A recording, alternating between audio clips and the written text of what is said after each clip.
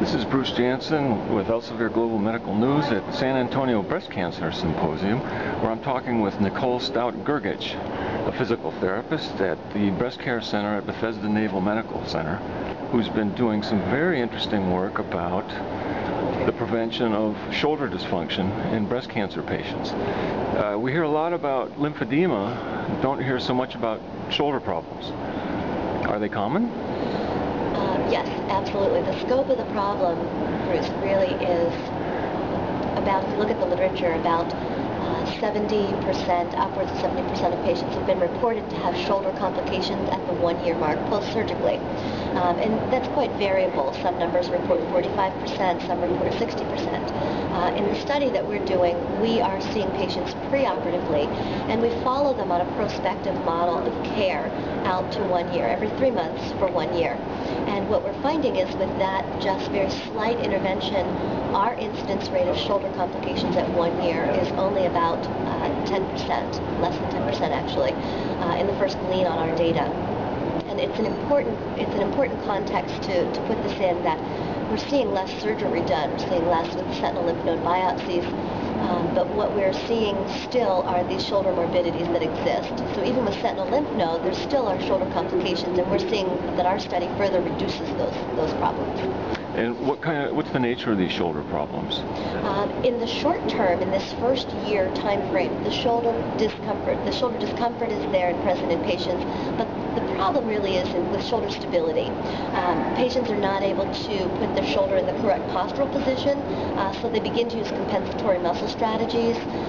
We also see just a very slight loss in the range of motion early on. The problem, though, is if you don't catch these things in that very early time period of about the first year, they become larger problems down the line.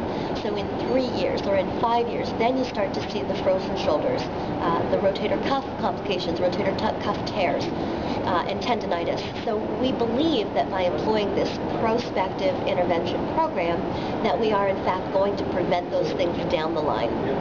And what kind of interventions do you do when people start developing the discomfort and the... Very, very simple and straightforward. Every patient is given preoperatively. We do a baseline assessment of their full range of motion, their activity level, and their limb volume, because we also assess for lymphedema.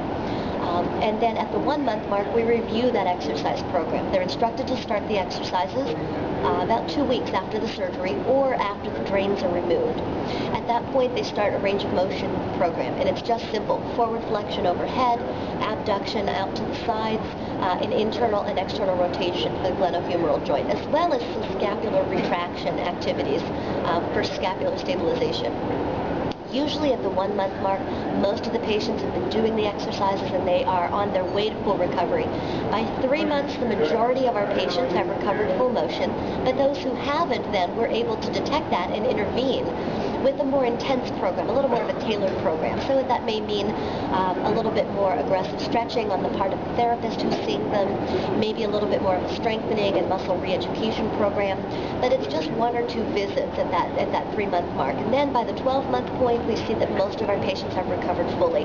So the intervention is very mild. It's a very conservative intervention, if you will, as opposed to what a patient would have to go through if they would develop a frozen shoulder or a rotator cuff tear.